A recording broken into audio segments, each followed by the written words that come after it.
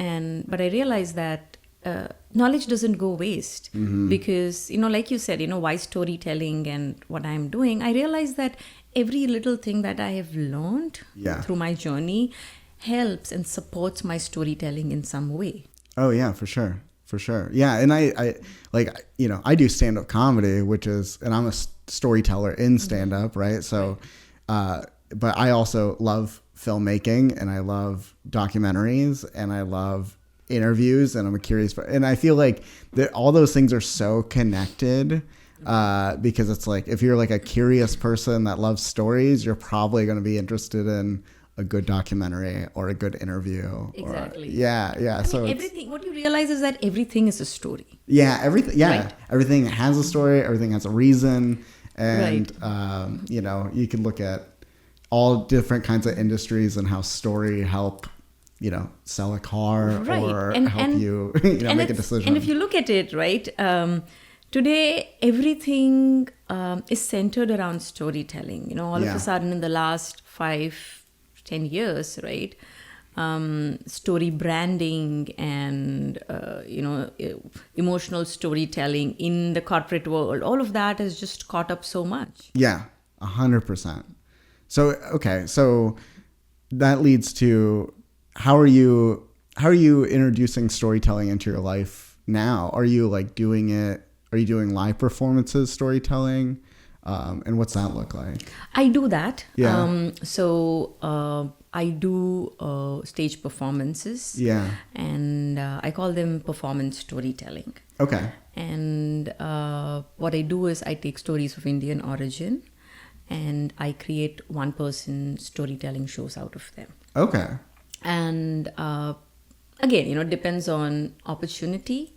So what happens is that I've done proper shows in the past. Yeah. I won't say that I've had too many opportunities to do that as main stage shows in Seattle. Right.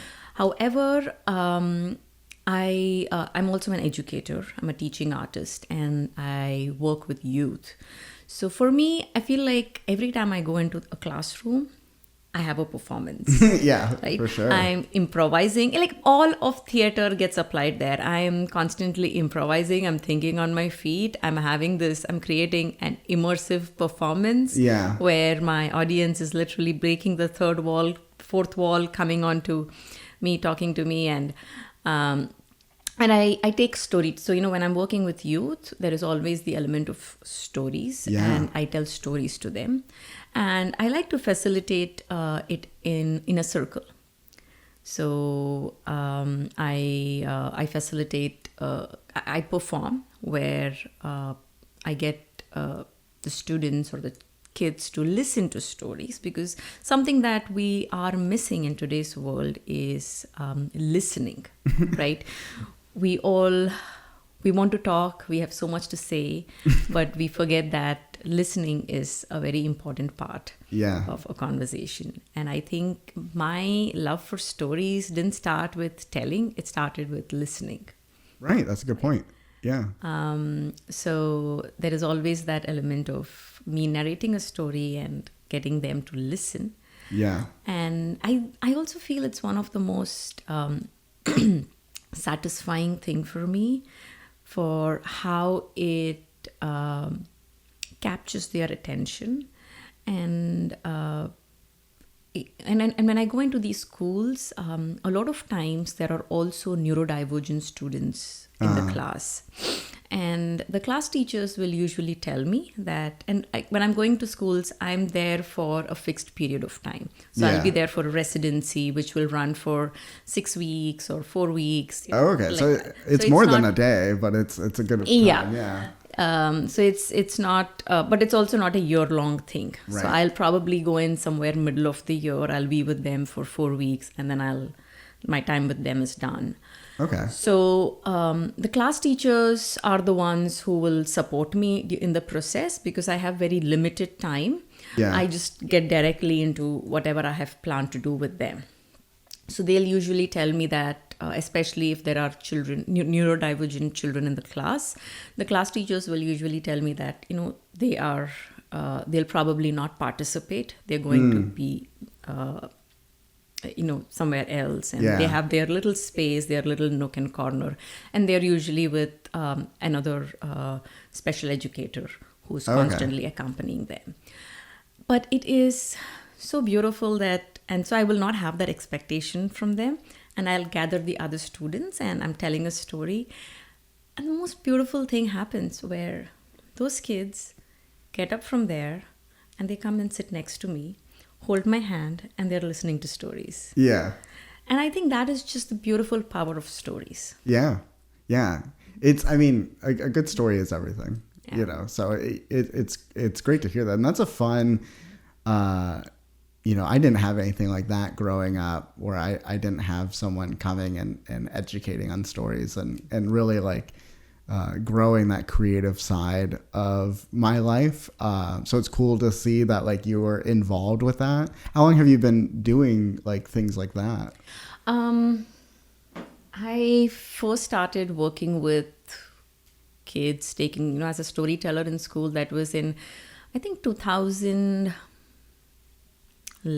I think. Oh, okay. So yeah, you've been doing it a while. I did that for a while. Then I had a break. Yeah.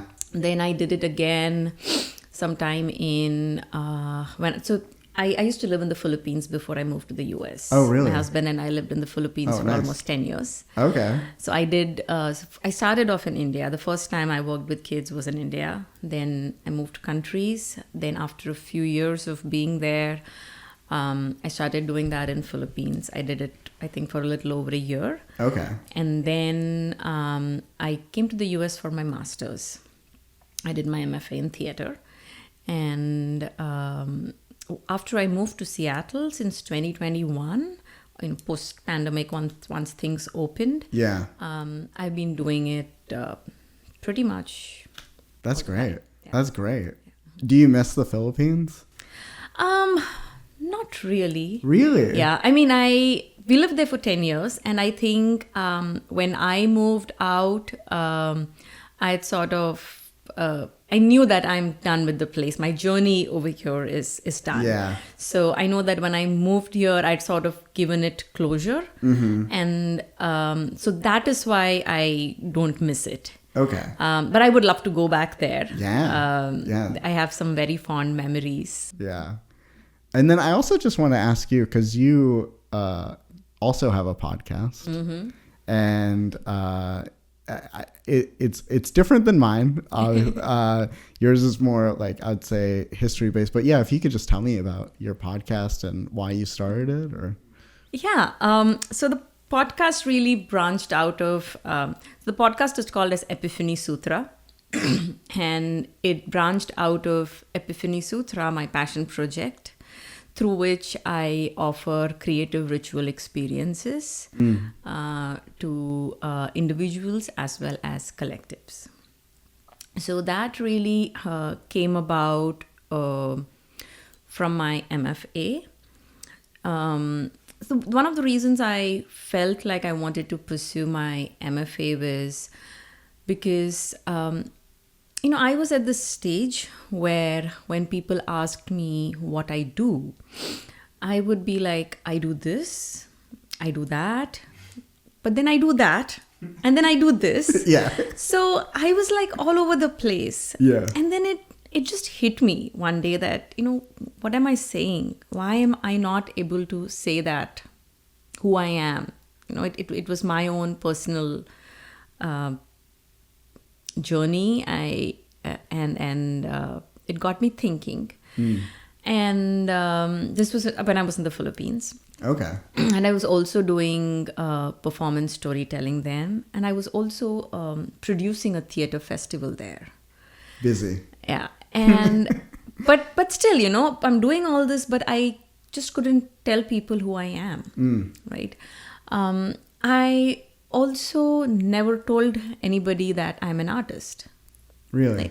Right? Because again, there is this notion attached to what it means to be an artist.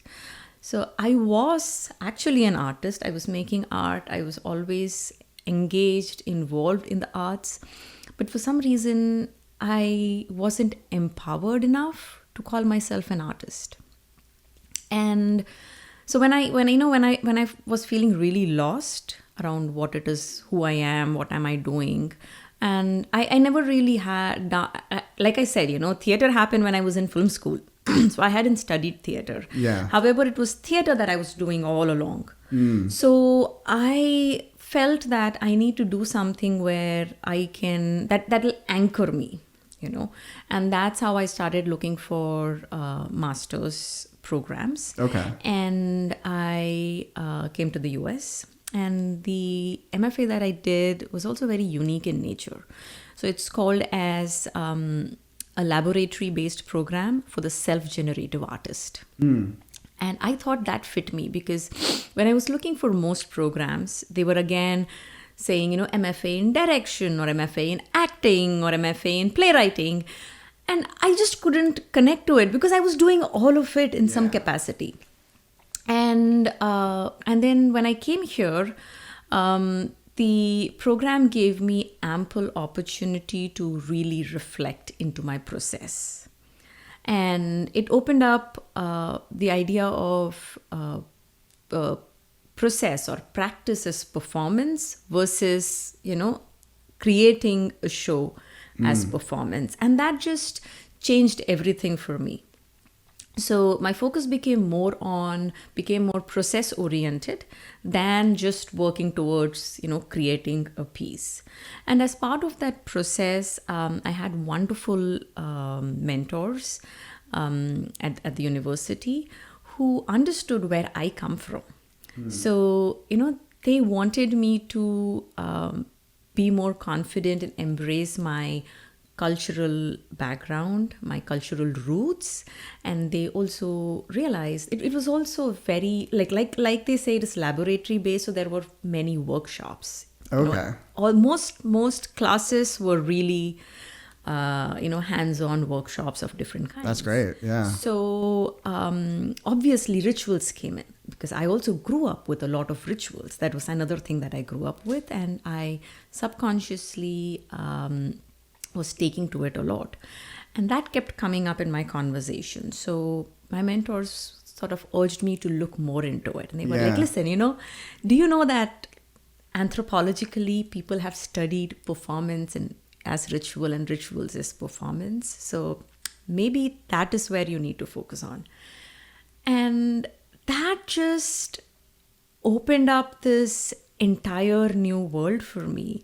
And it was like, it wasn't something new, but then it basically empowered me and validated what I had been doing. Yeah. Right? Because I had not had a name to say what I was doing.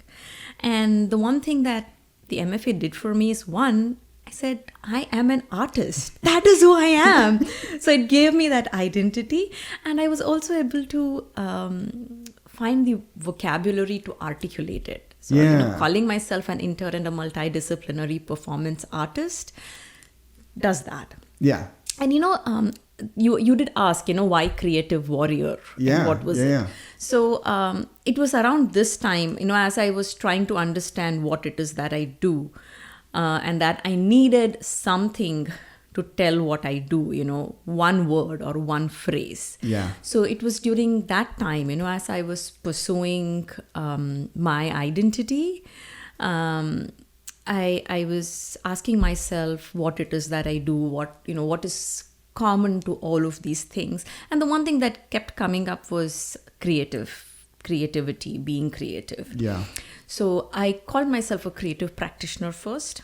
And then over years, I realized that it's more of being a warrior. Yeah. Because to be creative is some kind of a rebellion, You are rebelling against monotony. Yeah. You are rebelling against wanting to stay in the comfort zone, right?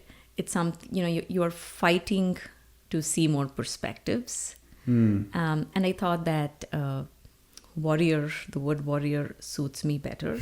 And also the fact that I'm a storyteller and I'm exploring this world of mythology, myth, folklore, felt more aligned with the word warrior than practitioner.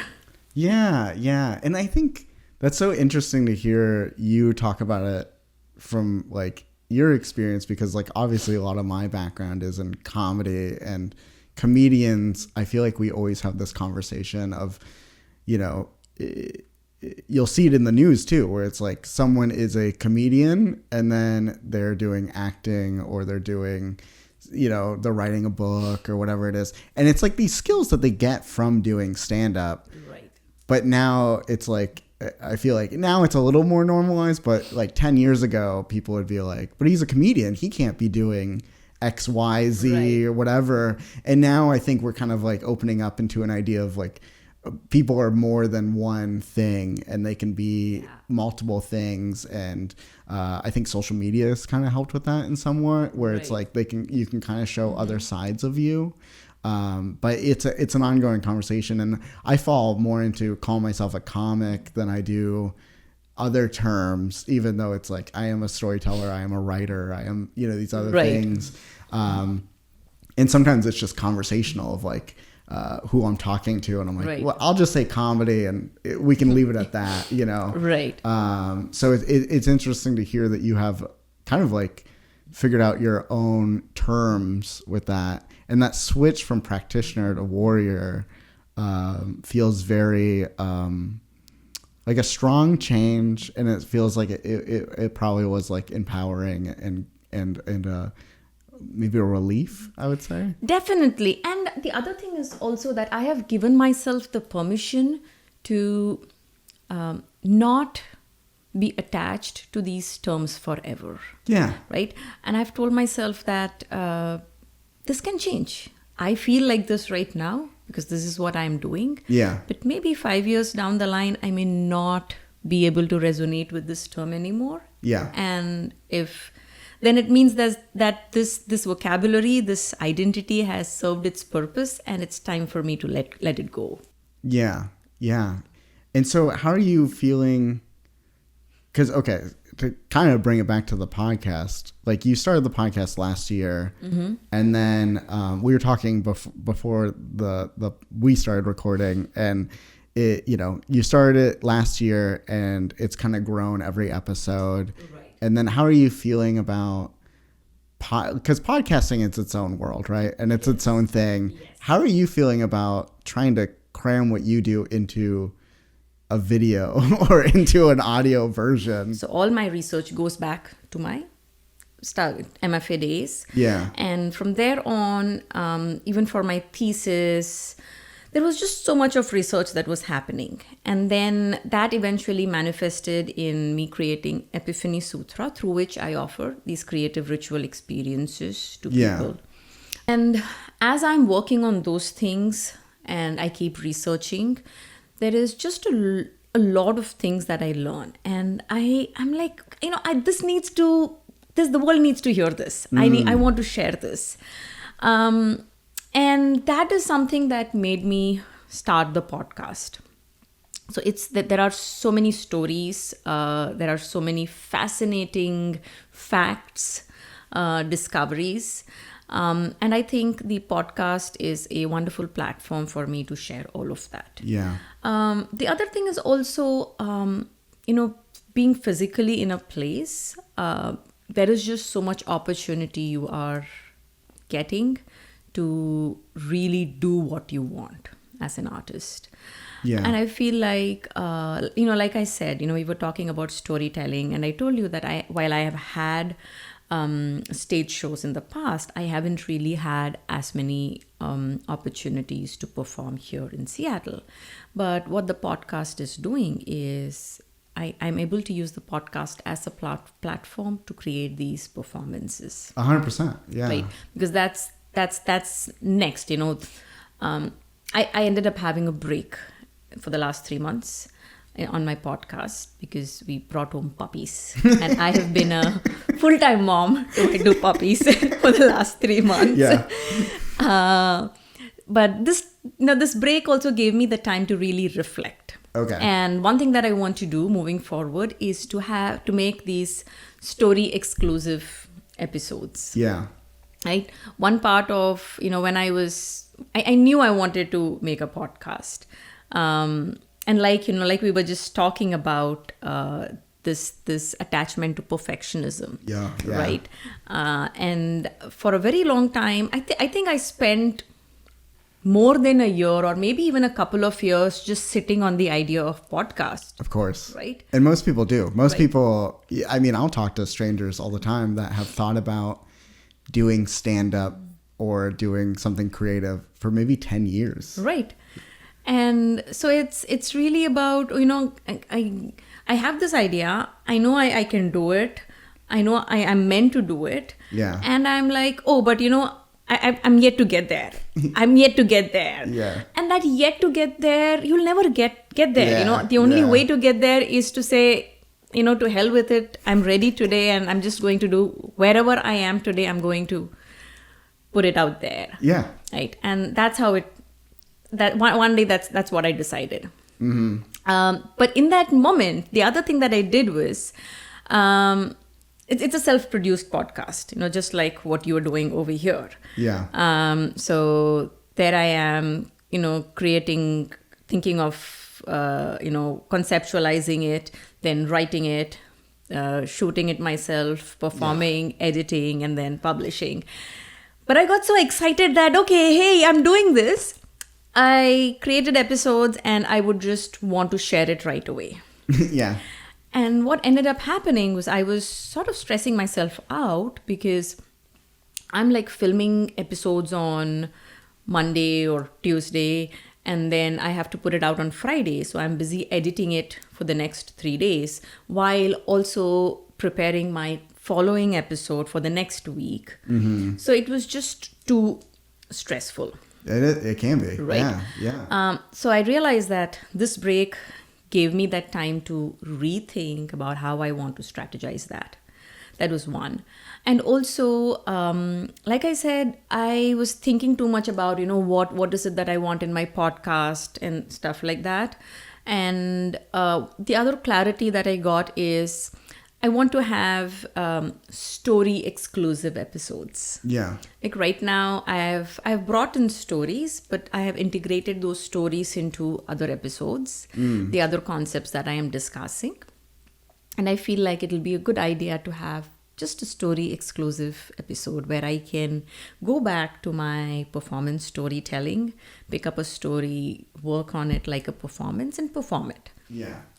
So that is something. Yeah. I think that's something I would totally listen to. So that's something I'm thinking about. Yeah, I like it. Yeah. Yeah. And then, believe me, I totally understand the stress of like filming it and then editing it and then needing to get it out by Friday. I'm like in that mode right now, even where it's just like yesterday I sat down and wrote down the schedule for the next 2 months of like, okay, Right. this one, and after this one comes out, it's constant. Yeah. It's definitely, it takes a while to get into that flow, for sure. Yeah. And then is there other podcasts that you've been watching or listening or that you really enjoy that maybe like inspire you in some ways? Because you're kind of in your own category, with like what you're talking about. Honestly, it's been a while since I listened to a podcast. Yeah. At least in the last 6 months, I have not, to be very honest. I think it's been quite hectic for me. I used to listen to a whole lot of random podcasts. Yeah. And just see, what kind of conversations are happening. So no one particular podcast as such, like all kinds, there is one by Brené Brown. Okay. And that was something I listened to. Then there is something on education for kids. I tried listening to some of that. So, and then generally, Indian podcasts where they're interviewing all kinds of people from different walks of life. Yeah. And when I would listen to them, I would be like, I think I can do that really well and I would love to do that. But I realized that there is also a saturation, right? Because podcast became the next thing a few years ago, and now everybody is doing a podcast. Yeah. So I was also, asking myself what it is that I really want to do, right? There is something about making a podcast, about doing podcasts, that is definitely hitting the right note for me, but I need to find my specificity within that. And then I realized that, something that I keep going back to as part of my practice is this idea of rituals and creativity.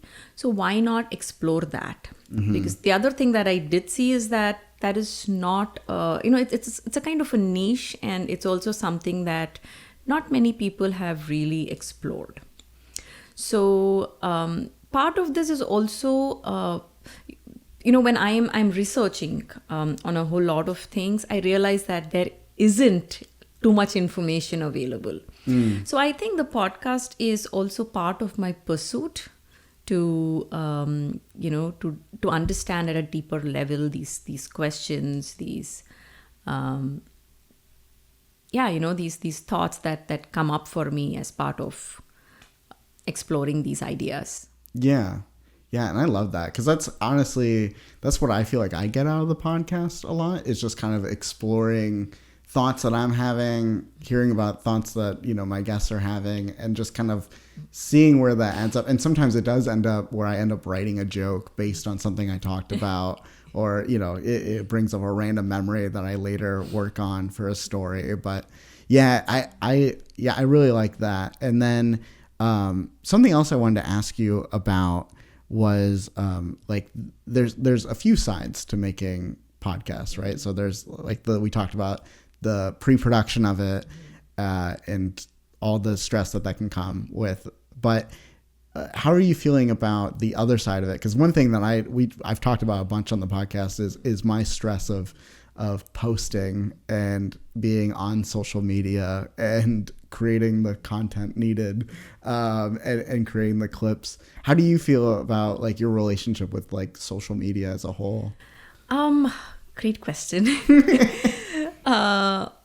So that's also something that I'm constantly trying to navigate. Yeah. Because you get feedback. Yeah. Right? You get feedback from people, from folks, and they are used to watching content. Everybody is used to watching content. And it's very difficult to not get impacted by the number of views, right? To not get impacted by who's following you or how many followers you have, because we are living in a world where people are talking not hundreds or thousands, people are talking in terms of millions, right?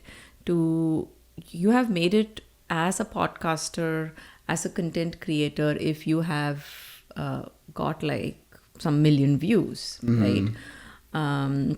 Or at least 100,000 views. So, and it's really not easy getting there. Yeah. Right. And then you have people who are watching a whole lot of content, and the constant feedback I'll get is, you should change your title to something like this, because that is going to bring you views, or you need to, you give more, add more visuals to it. And I am someone, given what my entire background is, where I come from, I don't feel convinced to lift footages and visuals off the internet. As an artist, I feel like everything that I put into my episode needs to be created by me.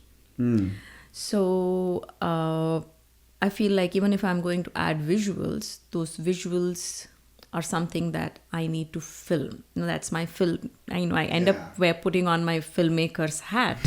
I'm like, dude, no, I can't just lift visuals. That's not me. That's not part of my style.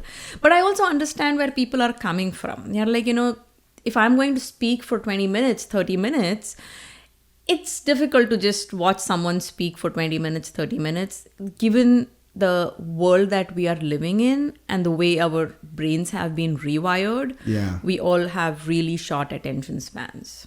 Mm-hmm. So I understand where that is coming from. So I'm constantly fighting this battle of what is the story that I want to tell and what is the story that people want to hear. Should I play it to the gallery or should I tell the story that I want to tell? Yeah, and that's like the uphill battle, right? Is Yeah. like even with this show where it's like I do enough research about thumbnails and titles and things like that, but there is that middle ground of like, well, if I'm making good content and I get enough eyeballs, it'll grow over time. Yes. Because it's a good story, it's a good Right. conversation. Yeah, but it's like finding that middle ground of like working with the algorithms and getting the right audience to it. And something really interesting that I heard about the other day is they're trying to like, people are trying to look into why such a podcast growth on YouTube mm-hmm. when podcasting has been around for so long. Mm-hmm. And one of the conversations that I was hearing about was not needing B-roll like we used to keep people engaged, because people are watching YouTube on their TV and then the B-roll is what's on their phone as they scroll. And so, it's like, yeah, they can watch the podcast and scroll on their phone and be taking in two different types of content at the same time. That's so crazy, right? That's It is crazy because it's so interesting you bring that up, because part of what I do in Epiphany Sutra and the rituals that I design is really about breaking these patterns. Yeah. Right? Because what these are doing is it's really overstimulating the brain. Yeah, for sure. We are neither listening or watching the podcast. Nor are we fully engaged in the phone. We are just all over the place. And what's happening in the process is that we are becoming more and more uncomfortable with just being with ourselves. We are becoming uncomfortable staying in silence. Mm-hmm. We are uncomfortable sitting still. We need the phone for, even when we are eating our food, we want to look at our phone. We cannot sit in silence and eat our food, right? Whereas food is an activity that needs to be enjoyed. There is just so much of experience in eating your food. But we seem to be moving away from a whole lot of that, which is actually very sad. Yeah, there's a lot of money being spent to get us onto these devices and spend time on that. And so, yeah, it's kind of crazy that that's where we are. And I personally am trying to work really hard on being more present, because I'm an anxious person naturally. And so just trying to like break a lot of those things. And, I definitely, I've had jobs where my job was to be on the phone and be like, like a social media manager. So I'm like constantly on. And so it's like, once I stopped having those jobs, like getting back into the real world, like it's like a lot of that of just like wanting to be present and focus. Do you meditate? I do. Yeah. But again, there is a notion about meditation around what is meditation and what it looks like. So, there is a prescribed way to meditate. Yeah. I feel that, yes, that is only one way to meditate. And I find other activities that for me is meditation. I love to cook. And when I want to be alone in the kitchen. I don't want people around me. You're like, I don't need a sous chef. I just need my space. Yeah. And if I start that, then I'm in a different zone altogether. Okay. So that is something I find meditative. I'm someone who loves working with my hands. Me too. And the moment I get into an activity where I'm really engaging my fingers, my hands, something tactile, I get into a meditative zone. So I find myself doing that more than getting into a seated position, closing my eyes. I do that as well. Not that I don't, but for me, this is way more effective as a meditative practice than sitting with my eyes closed. Yeah, because I get that. I love to work with my hands, and like a hobby of mine is like I like to tinker. So I like fix a lot of I'll buy broken stuff off the internet and fix it, and that's like what I like to do. And then I meditate, but I meditate like in the shower. So I just like use that time, and I like it because I think for my ADHD brain, it's good that I kind of have like a short window of time, and I'm kind of like forcing myself in the moment to do something. But yeah, it's like all that, like I notice when I'm not doing those things, how disconnected I can feel, and how like a little more anxious and a little more just not present overall. Right. Yeah. Is that something you struggle with? Do you struggle with being present? Not. Yes and no. Yeah. I can totally be present if I want to. And here is what I have noticed. The moment I pick my phone, I am not present. Yeah. So I try to I try to trick myself to not pick up my phone. Okay. So what I've realized is that when when I don't take my phone to my bed, when I leave it outside, I don't start my day looking at the phone, and I deliberately put my phone away. And when my phone is not next to me, I'm present. I can bring myself. I know that this is the way I can bring myself to stay present. So I can do that if I want to. Yeah. But the moment I pick my phone, I don't know where the time goes. Yeah. Yeah, that's true. There are many times where I have contemplated just throwing my phone out of the window. Really? Yeah. A lot of times I feel like life will be happier without the phone. Yeah. Yeah. I definitely have had moments where I've been out somewhere and my phone died. And at first you're like stressed. And then there's like this relief. And then you're like, I could live this life. Yeah. And I realized that I'm picking up the phone for me, I think, is a very strong signal. It's a sign that I need to engage myself in something more tactile or productive. Yeah. Or anything that will basically engage me. And I need to make that choice. Because, when I'm spending time with people, the phone is the last thing on my mind. Great. Well, thank you so much for doing the podcast. I appreciate it. Thank you for having me. This was so much fun. Yeah, it was a great time. Where can people find you online? My podcast, Epiphany Sutra. That's my podcast name on YouTube. Okay. That's also my Insta handle. And that's also my website. Okay. Yeah.